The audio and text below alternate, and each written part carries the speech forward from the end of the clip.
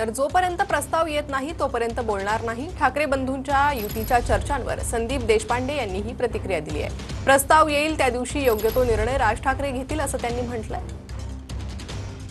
विशेषतः शिवसेना उद्धव बाळासाहेब ठाकरे पक्षाकडून संजय राऊत बोलले, सुनील प्रभू बोलले आणि आता खुद्द आदित्य ठाकरेही म्हणतायत की आम्ही सकारात्मक आहोत आणि महाराष्ट्र हितासाठी आमच्या बरोबर जर कोणी येत असेल तर आम्ही तयार आहोत असंही ते म्हणतायत। तर आता पुढे काय नेमकं अडलंय कुठे?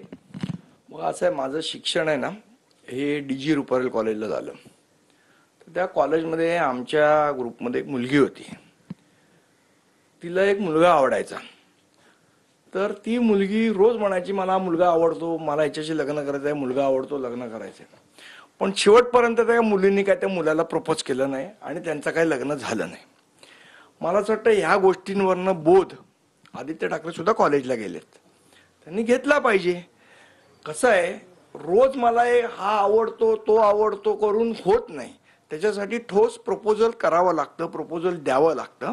मला असं वाटतं ज्या पद्धतीने 2014 आणि 2017ला आमची जीभ पोळलेली आहे, त्यामुळे आम्ही ताक सुद्धा फुंकून पिणार आहोत आणि जोपर्यंत कुठलाही प्रस्ताव येत नाही तोपर्यंत त्याच्यावर काय बोलायचं।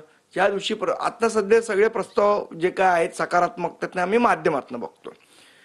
ज्या दिवशी आमच्याकडे प्रपोजल येईल त्या दिवशी निश्चितपणे त्याच्यावर योग्य तो निर्णय राजसाहेब ठाकरे घेतील। वेळ जर्नलिस्ट कमलेश सह दिनेश दुखंडे, TV9 मराठी, मुंबई।